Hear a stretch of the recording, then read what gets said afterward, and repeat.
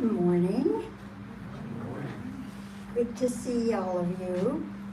I know our group has been a little smaller lately, but we keep coming, right? Yeah, we like unity. So welcome, and Unity is a global, inclusive, spiritual community, part of the New Thought movement, offering practical tools and uplifting resources to help people of all walks of life apply positive spiritual principles in their daily lives. So we ask that you silence your cell phones. Thank you, thank you. And let's see.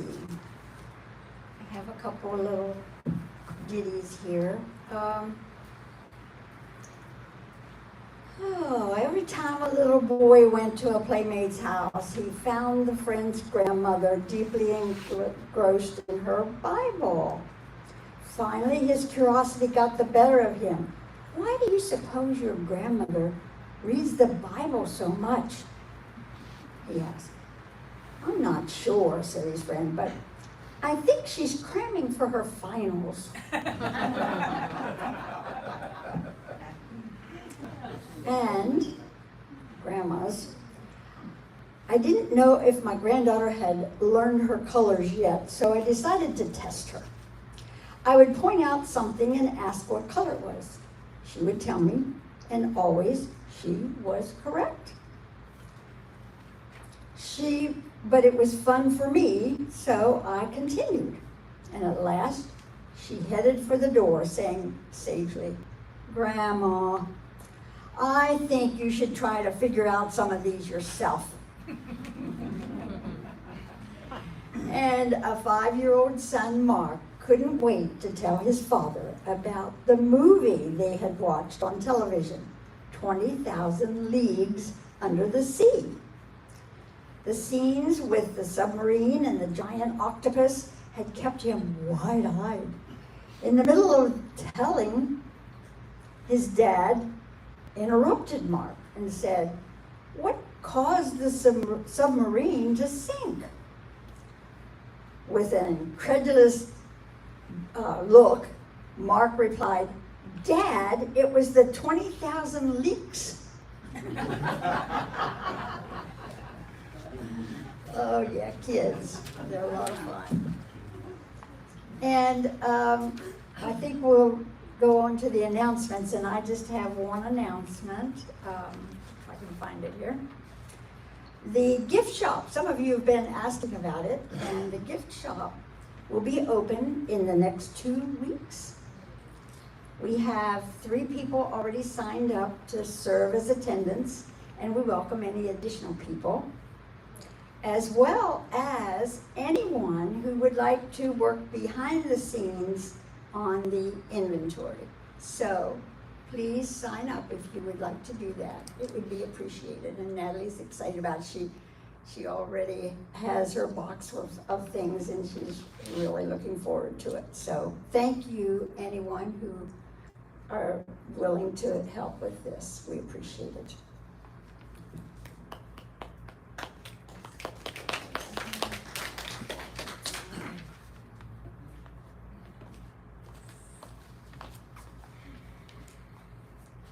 Good morning, everybody. We are now halfway through. This is going to be week 4. We've already talked about the science, the importance, and what the stress responses are. And this week, we are right in the middle, so we're dropping a pin in the exact moment of where the pause belongs. So we basically will learn that we've learned how to notice our bodies feeling stressed, and then now we will notice what to do or say when we notice those things, because sometimes we notice that we're stressed out and we don't know, our minds might go blank. So I've made up a few options for that. It is from 1 to 2:30. There is a suggested donation of $20, but if you're not able to bring that, then that's okay. Everybody is welcome and no one will be turned away. And I look forward to seeing who can make it there. Thank you.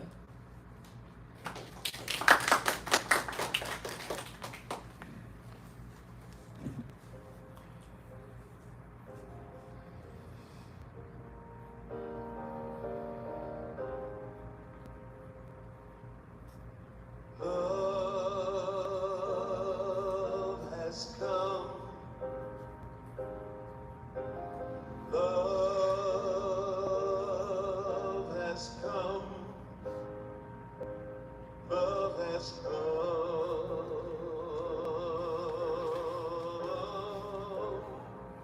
into this place.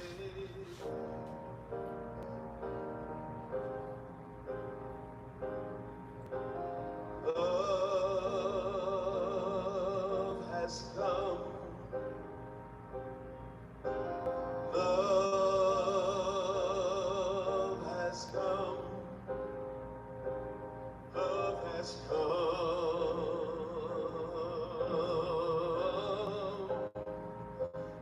into this place.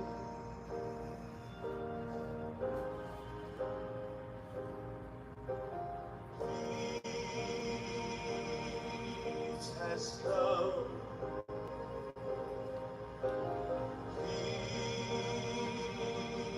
Peace has come. Peace has come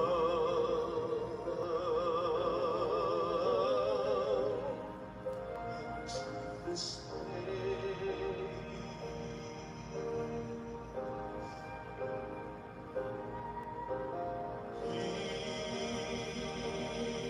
Peace has come.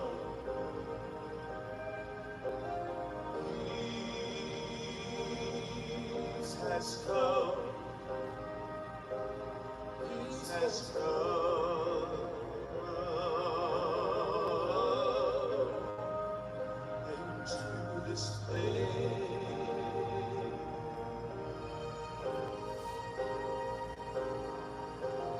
Joy has come. Joy has come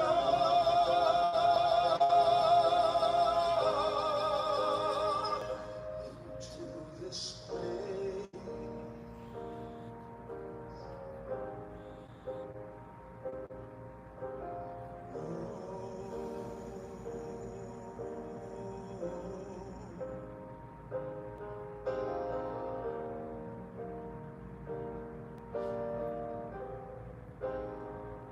Into this place.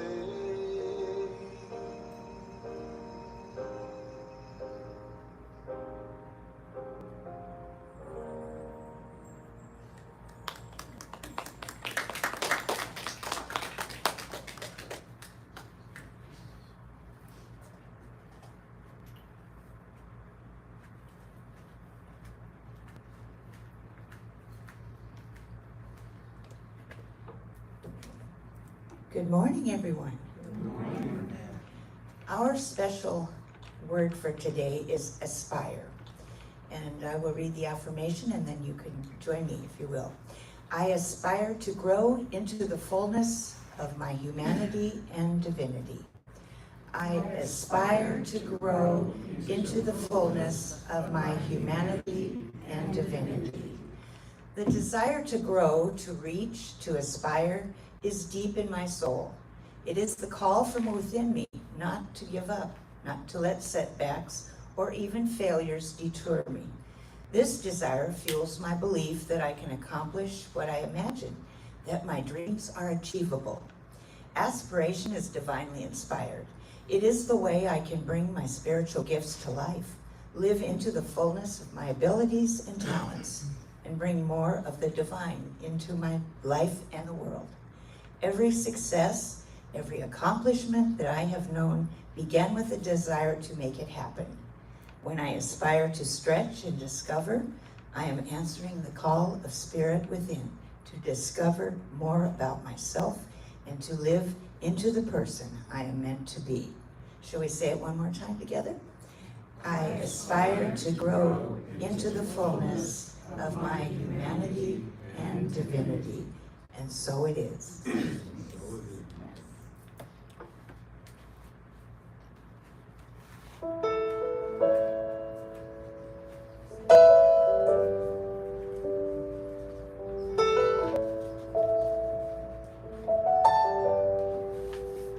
I send my love over the mountains. I send my love over the sea.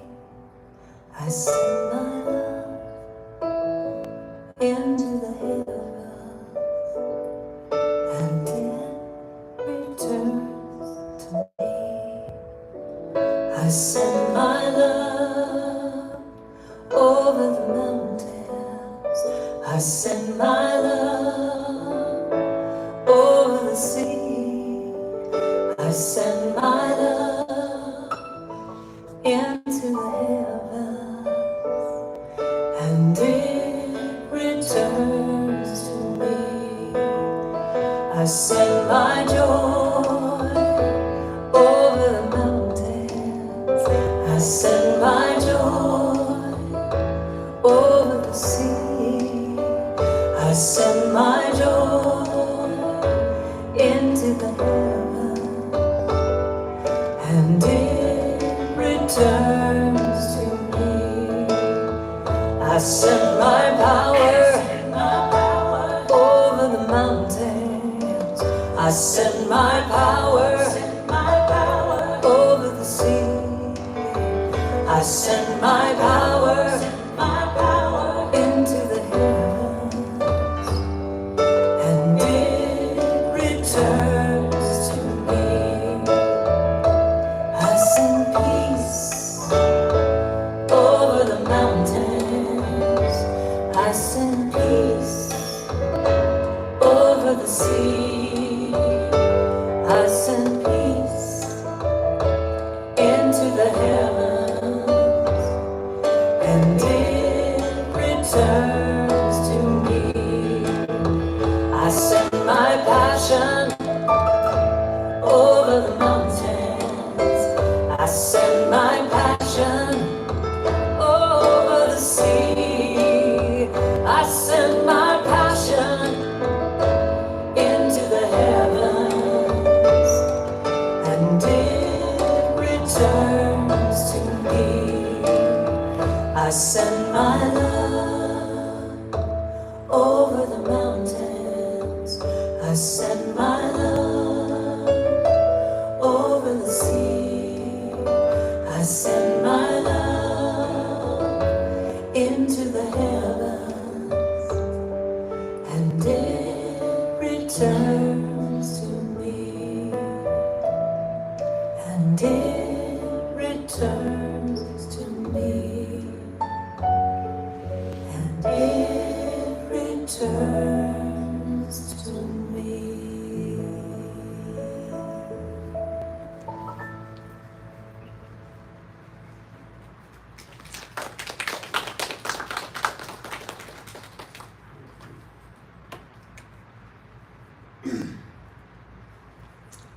It's my pleasure to introduce to you our guest speaker today, who is Kathy Mortensen. She's retired from 33 years of service in regular and special education. She's lived in Arizona for 10 years. Kathy is a skilled practitioner in mind-body wellness with a focus on releasing the limiting negative beliefs and emotions that we've held too long within our body. She provides sound bath experiences through Yoga Nidra with Irma Willa Ever at the Yoga Prana once a month, and occasionally course offerings supporting one to participate rather than perform in life. The course explores 8 components of compassion, awareness, sensitivity, intention, motivation, understanding, acceptance, influence, and of course, gratitude. We welcome Kathy Mortensen.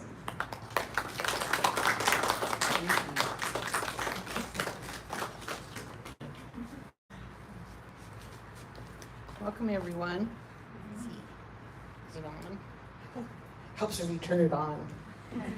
Welcome, everyone. Blessings today. Last time I came, I asked you to ponder a question, and it was, what are you ready for? And its relationship to forgiveness. What are you ready for? And readiness is always part of our life. So this morning I have another question. And of course, I ask a whole bunch of questions before I get to the bigger question. That's life. So take a deep breath, a slow breath, and just allow yourself to arrive before we do a short meditation. And just ponder, what do you love about July? Not what you have planned, not what you hope will happen. What touches your heart? What inspires you? What social, natural, and relational conditions does July offer you that help you feel safe enough to thrive?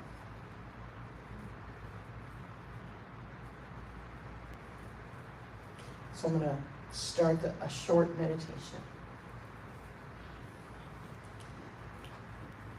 Relax your body, your shoulders, your jaw, your hips, your feet. Notice the warmth, the longer days, gardens beginning to bear fruit, the abundance of summer.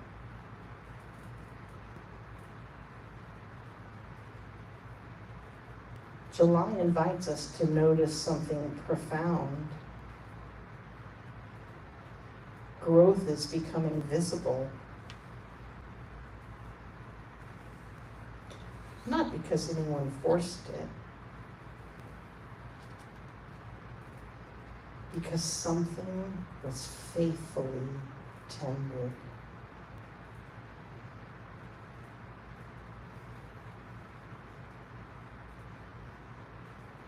We've tended the seed to overcome anger. We've tended the seed to overcome addiction. We've tended the seed to overcome.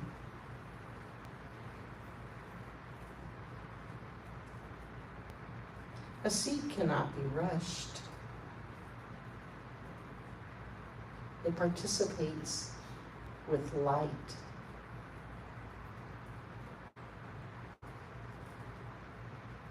Feel your light.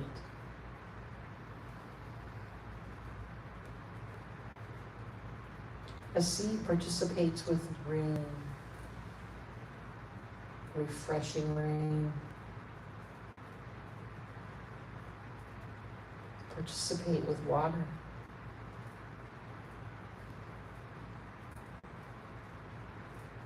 A seed participates with soil.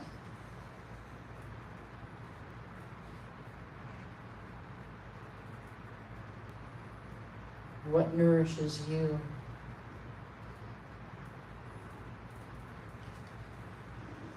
Tend that. A seed participates with time.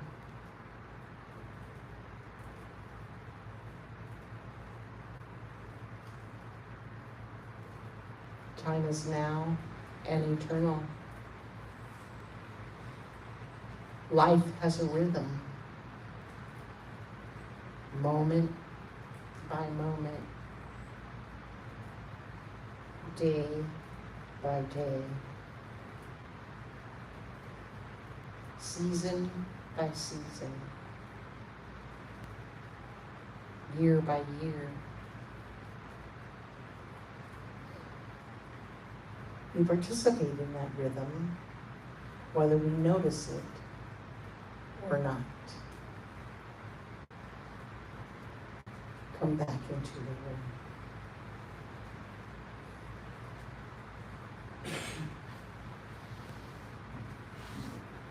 Susan?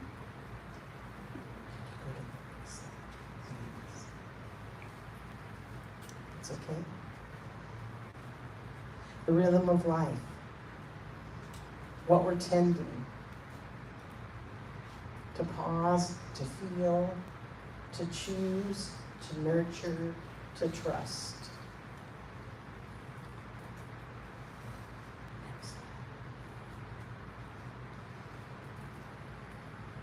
You know, that rhythm reminds me of our own lives.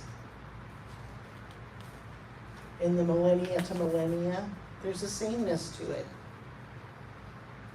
I find that winter teaches gratitude. After the busyness of the fall, we begin to notice what remains. You know, I noticed the other day I got triggered by someone's post. I got some more work to do.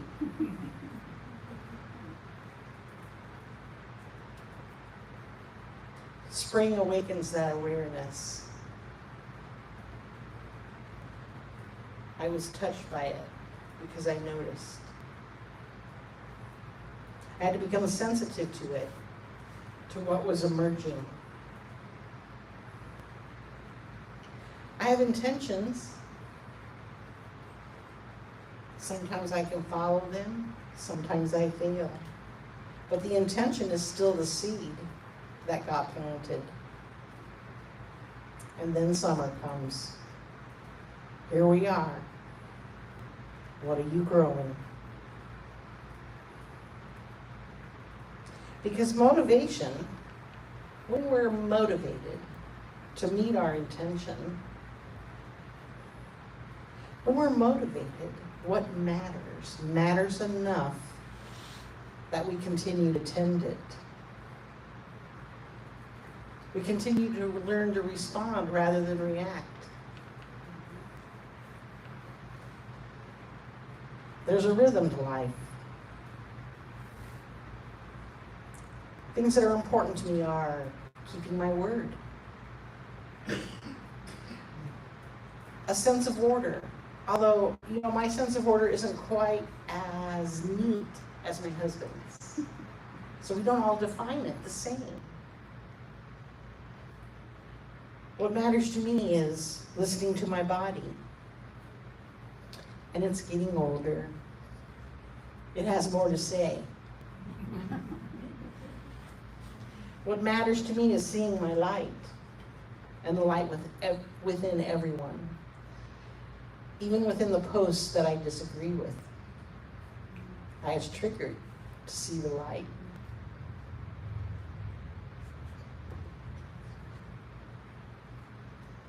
So take a moment. What are you cultivating this summer with your intentions?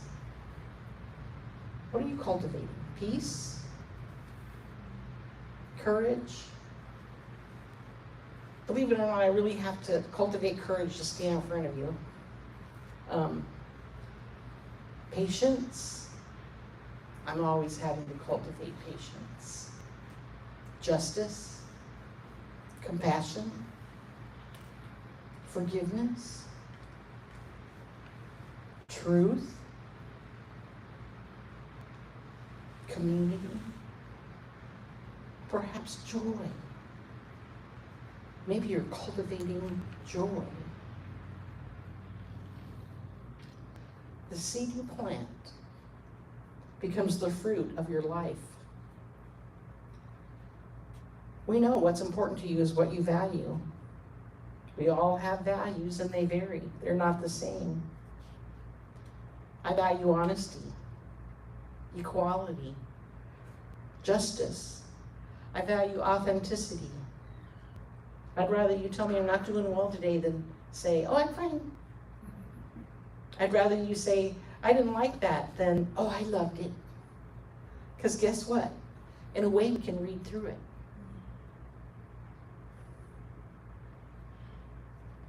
I value connection. Those are the things important to you. You set your intentions around what's important to you. Next slide. But you know what? Every July brings another reality. Not every garden grows as we had hoped. You know, some relationships disappoint us. They do. I love to see my grandchildren. But you know, some of them are entering teenagehood, so they aren't quite as fond as grandma as they used to be. It becomes a disappointment. Some dreams wither. Some people leave. Some diagnoses arrive. Some grief returns. Some hopes remain unfilled. Every season contains both abundance and longing. So I'm going to ask you this question. Which conditions pull you away from yourself? When life disappoints you, what begins to grow? Fear, bitterness, resentment, control,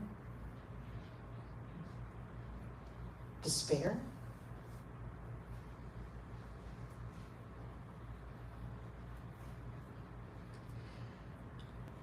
Viktor Frankl, who was in a concentration camp, studied this. He spent years asking a question. Why do some people lose hope under unimaginable suffering? And if you think of a concentration camp in Poland and Germany, I think we can imagine unimaginable suffering. Why did some people lose hope while others somehow continued to live with dignity? His answer surprised the world. He discovered that meaning is not found by waiting for life to feel better. Meaning is discovered by how we respond. He wrote in his famous book that sold millions of copies at this point, everything can be taken from a man, but one thing, the last of the human freedoms, to choose one's attitude in any given set of circumstances. Notice what he does not say, though. He does not deny grief. He does not deny anxiety or fear or suffering. He's not saying that.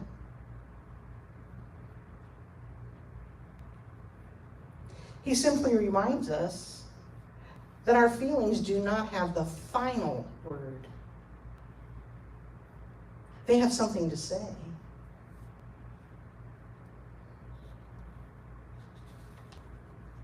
Our values also have something to say. And science supports this thought that we are more than our feelings.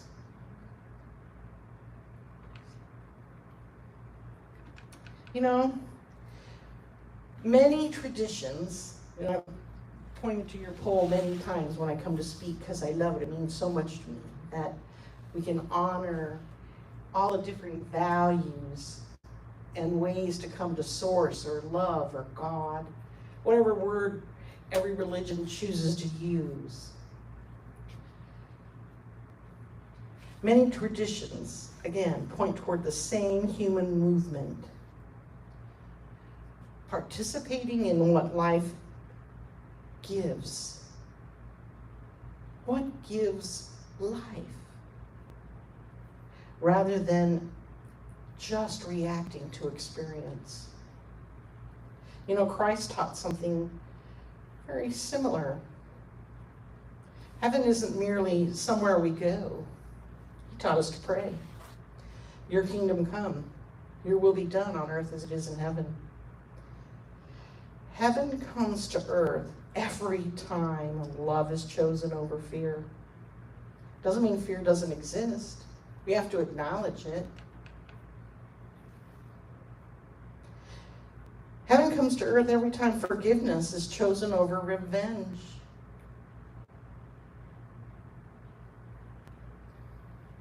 Heaven comes to earth every time truth is chosen over certainty. I could have certainly judged the person in that post for what they posted.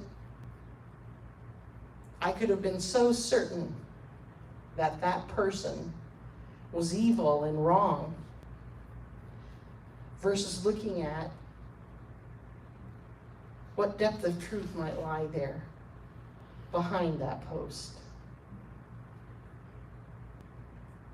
Heaven comes to earth every time we choose compassion over contempt. Every time we ask, what is life inviting of me now? It's not about how do we get rid of the feeling. It's about what do we choose to do with it? How do we acknowledge it? I'm still going to react, but I'm learning how to respond. The Hebrew prophets continually ask people to make heaven visible through justice and compassion. Judaism often speaks of tikkun olam, repairing the world. The goal isn't escaping earth, but participating with God or love or source or light in healing it. The Buddha didn't promise a life without suffering. He taught us that suffering becomes transformed by how we relate to it. Buddhism asks, can I meet this moment with wisdom and compassion? That practice is not about feeling good. It's about cultivating compassion, generosity, and mindful action. And remember, having compassion for yourself is also embraced in these traditions. It's not just for other people. In the Bhagavad Gita, which I never say right, Krishna teaches Arjuna to act according to Dharma, his deepest responsibility, when even his emotions tell him to run away. This teaching is remarkably Frankl-like. Don't be rushed by pleasure or fear. Act from what is right for you. Islam. The very word Islam is related to surrender, not passive resignation, but aligning oneself with God's will. The Quran repeatedly calls believers toward mercy, justice, generosity, and care for the vulnerable. Heaven appears wherever those qualities are embodied.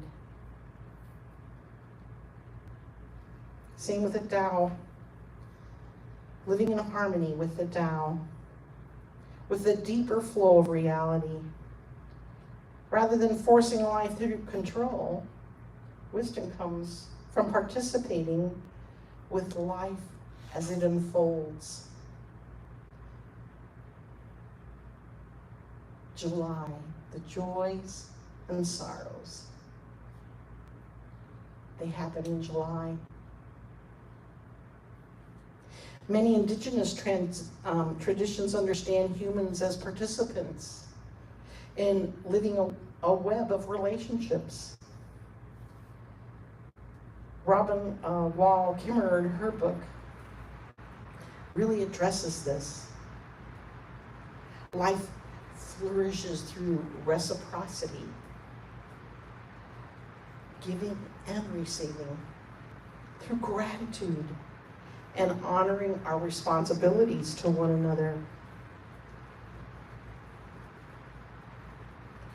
In one section in the book, she talks about honorable harvest, taking only what is needed and giving back whenever possible. Your kingdom come, your will be done on earth as it is in heaven. The emphasis is striking. It's not about escaping earth or our hurts or our pains or our sins. It's about participating in God's life, our source's life, and becoming visible here. Each tradition uses different words, different stories, yet they all point toward the same invitation. Become a participant in what gives life. Don't wait for heaven, help reveal it. How do you do that without spiritual bypassing?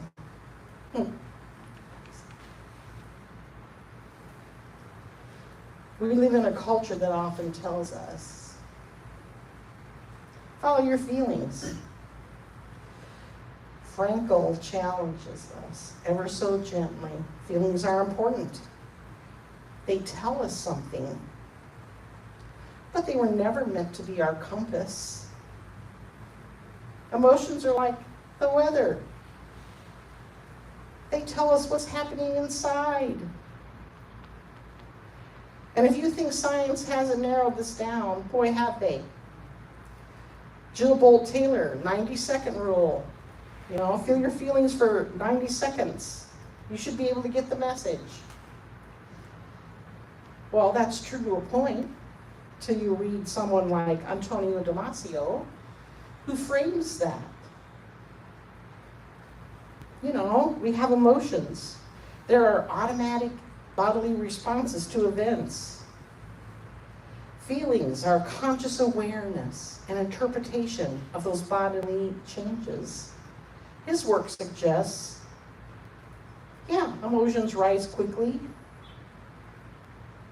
but our brain's interpretation of them can extend them. It can strengthen them or help them fade. So sometimes it's more than 90 seconds.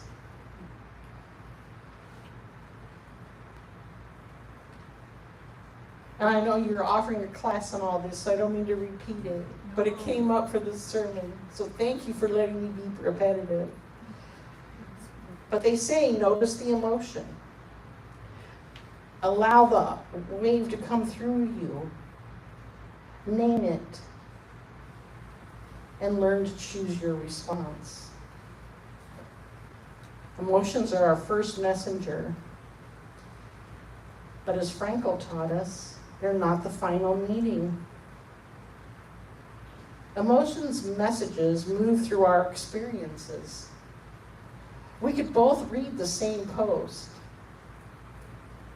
and we're going to experience it differently. Emotions' messages move through our stories, our beliefs, and our understanding of the value we're living in the moment. What's important that we're protecting if we have a reaction? We also need to remember our values support us in determining where we are going. You know, a sailor doesn't curse the wind, nor does she surrender the rudder to it. She adjusts her sails and continues toward the harbor. Many spiritual traditions call this higher consciousness. Not rising above humanity, but becoming still enough to participate in what's happening right now wisely.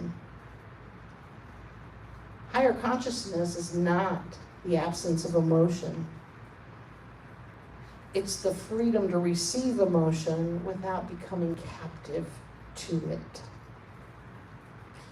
It's this quiet space where love, rather than fear, can become the guide. It takes work. Sometimes I still perform. I'm not perfect. I've learned participation doesn't wait until conditions become perfect. To participate when we're asked, what is life inviting of me now? Participation asks us to listen before reacting, to learn before judging, to serve. The wind's gonna blow, the rain's gonna come. I enjoyed it. The waves are gonna rise. Love is what keeps a steady hand on the rudder. Love is what helps us adjust the sails towards life, no matter what July brings. How can I bring one small piece of heaven into this moment? Is it a kind word? A courageous conversation? Sometimes it takes courage to be honest, or stand in front of a group of people. Sometimes it's as simple as a meal shared, or a hand extended, or honoring someone else's boundary that's different than yours. Maybe it's a burden carried together. You know,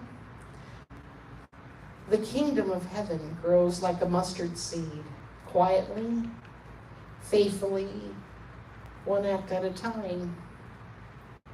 It's planted, watered, in the field. What's your intention? When you fail, it's okay. Come back. Try again. Keep bringing heaven to earth. Perhaps July is inviting us into something deeper than summer. Perhaps it's asking us to notice the conditions that allow life to flourish. Not only in our gardens, but in our homes, our neighborhoods, our congregation, and our own heart. Heaven isn't a promise for tomorrow or someday. It's cultivated today, moment by moment, choice by choice, seed by seed. Just as I did when your feelings pull you one way and love calls you another, which seed will you water? Because the fruit we harvest tomorrow depends on what we faithfully tend today. And I want to add one caution. Participating in heaven coming to earth does not mean pretending everything is okay. That's spiritual bypassing. It's not forcing ourselves to be grateful when our heart is breaking. It's not becoming so altruistic that we disappear from our own life that's in front of us. Love begins with what is real. If what is real today is grief, then love meets grief. If what is real is fear, then love meets fear, perhaps with courage. maybe fear needs something else. If what is real is exhaustion, which I've heard today, then perhaps bringing heaven to earth means resting rather than overstriving. If what is real is anger at injustice, then perhaps heaven asks us to transform that anger into wise and compassionate action. Heaven is not created by denying reality. It's created by meeting reality with love. That's why awareness always comes first. Always. We cannot participate with what we refuse to see. We do not ask, how should I be feeling? We ask, what is true in this moment? Then the next question, what would love do with this reality? Sometimes love comforts. Sometimes it confronts. Sometimes it forgives. Remember, are you ready? Maybe not. Sometimes love sets a boundary. Sometimes love simply sits quietly beside someone in pain. Participating in heaven is never pretending. That's performance. It's allowing what is most life-giving to emerge from what is most real. We don't leap to love by skipping over reality. I end with the biggest question. What is life asking of me in this reality? Humbly, I thank you.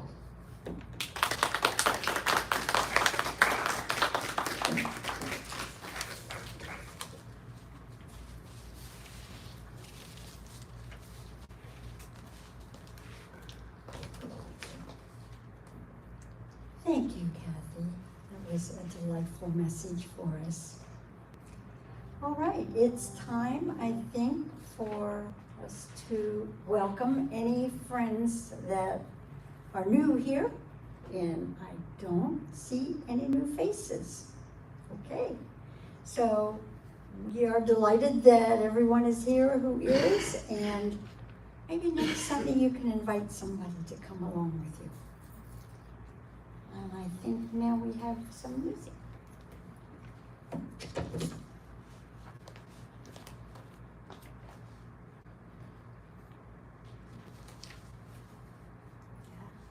Oh, I'm not even music. Okay, well then I'll just go ahead with this. It's there. Our order of service says music, but we'll go on to the affirmations. And this is our time for giving, and we appreciate anything small or large that you would like to share with Unity this morning. You know the ropes, the baskets, the machine back there. And so let's say our giving and receiving affirmation together. Today, I feel deeply blessed and grateful for the goodness that surrounds me.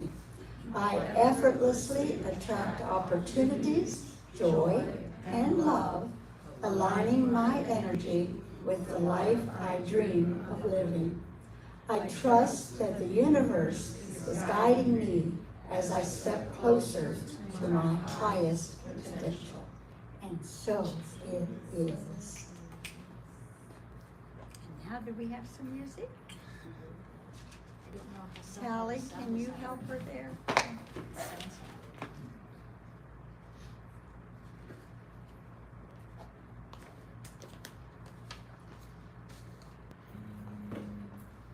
Sometimes our computer gets a little sticky. Life is like that. Yes. Just like July. Yes, exactly. And we are in July. Okay, I'm blessed. Look at that. It's not playing. I only know so much. All right, so we'll do pop-up positivity. He didn't know All any more than right. I did. Move on. We're gonna move on to pop-up positivity. Yay! Pop-up. All right, so today's pop-up positivity. Not many children crave connection more than 4-year-old Roman butt slap. If you pass by his house in Concord, North Carolina, he will surely greet you with a wave and a hey. He wakes up every day excited to say hi to somebody. That's the first thing he wants to do. And yet, he has said for the longest time, Roman's cheeriness belied an inner loneliness. About a year ago, his parents broke up. His father moved to Florida, and his grandparents lived out of state as well. But fortunately, all those seeds of kindness he had planted began to bloom. It all started with Wade Fulghum, who lives across the street from Roman. Fulghum went over to meet the boy who was always waving. They started to do things together.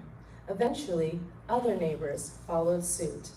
They would stop and chat or even take part in activities such as drag racing down the street. Roman then began inviting many different neighbors to his soccer games, basketball games, and baseball games. Other neighbors came to his swimming lessons and even his preschool open house. And his love thy neighbor attitude is spreading. Roman has now brought together about a dozen neighbors who say they would have barely known each other if not for that little boy who lived in a neighborhood but needed a village. Said one neighbor, "Look at what this little kid has built." Added another, "If the world was like this child, what an awesome, amazing place it would be." And that just really touches my heart because I truly believe in the ripple effect, and it just takes one spark, one person to build a community and bring everybody together. Pop up for positivity. All right. Oh, at Now least we're we gonna have get a Qigong. Qigong. I don't know what happened to the video didn't come up. I have no idea. Can you hear me? Yes. This has happened a couple of All right. It's okay. Yeah. All right. Let's do some Qigong. Let's do some Qigong. If it's comfortable for you, let's stand and get into our Qigong posture. Feet shoulder width, somewhat parallel. Knees slightly bent as in locked and released. Pelvic slightly tucked. Spines erect but relaxed. Arms dangling. Head and neck aligned with the spine. Feel yourself present in this posture.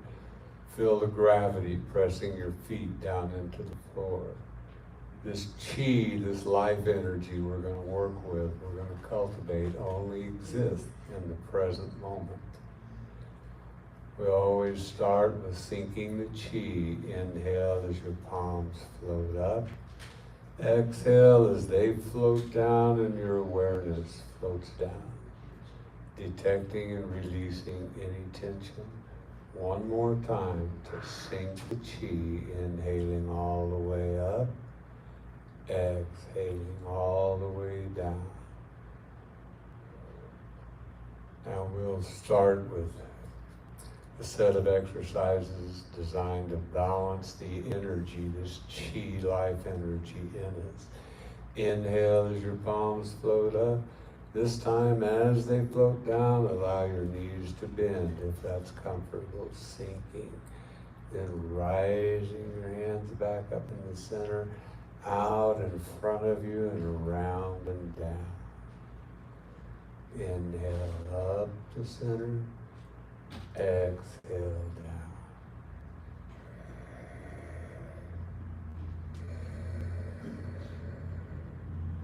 And inhale up to chest height, a diamond shape. Exhale out and down as you see. Balancing our heart. A slow rhythm, sinking and rising. Out in front, around and down, taking this reality in a love embrace. Preparing ourselves to meet the remainder of the day with a caring and compassionate heart. Chest tight, exhale out and down as you see. We'll do that routine one more time.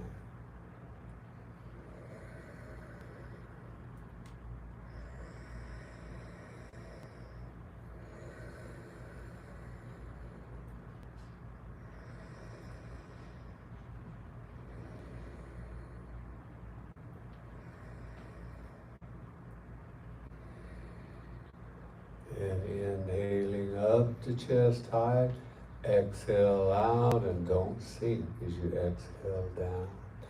And do sink the chi.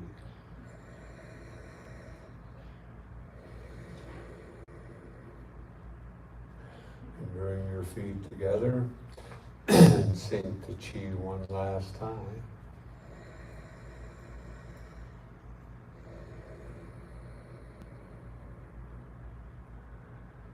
And move your palms over your lower dantian. If your thumb's at the base of your navel, your palms will be over the lower dantian. And imagine your feet ascending roots down into the earth. Your upper body is supple, lithe, able to sway like a bamboo in the wind. Side to side, forward and back, circular movements. Undulations, whatever your body chooses to do, allow it to move. Tuning in to this chi life energy that's in us and all around us. Sort of like physically going with the flow.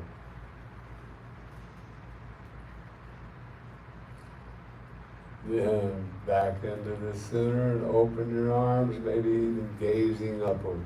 Practicing this wonderful emotion of gratitude. Thank you, thank you, thank you Source, thank you Universe, and thank you God. Thank you for allowing me the time on this earth just to be here. Thank you for this life. Thank you, God.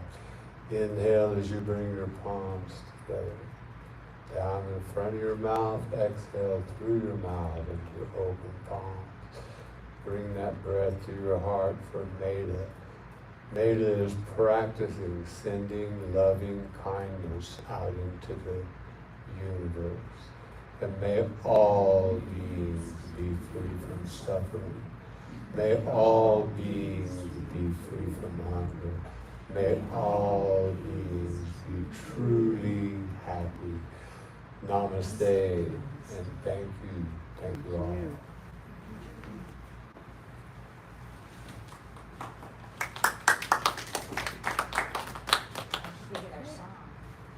Now that we have a song. No songs are coming on. No sound. Unity peace song. Namaste.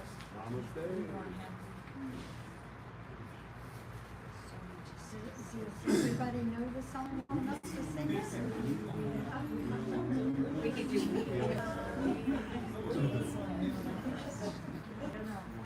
That's all.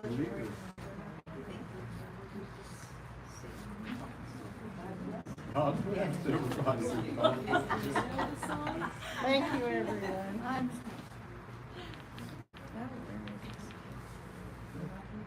I'm sorry that our computer's not working, and it's not Susan. We've been having a little bit of a problem with the computer, and I don't know why. So, how many of you know the Unity song? Let there be peace on earth and let it begin. Okay, so let's let there be peace on earth and let it begin with me. Let there be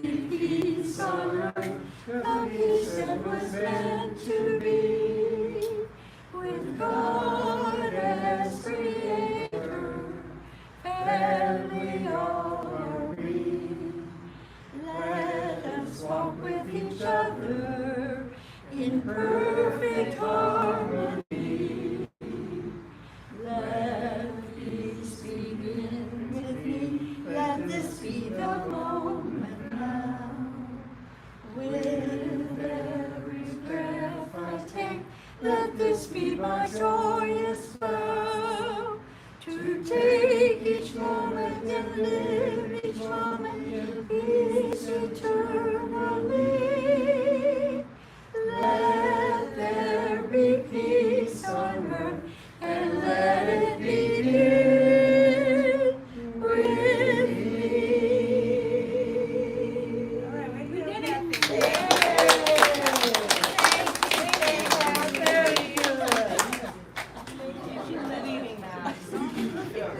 Well, thanks, You have to Kathy. have a savior. Yes, you did it. I know what I You did. did it. And you did it too. Oh, I hope so. I hope it was. Yes,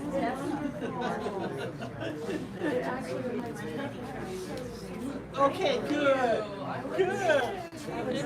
Oh, you're welcome. Thank you. I got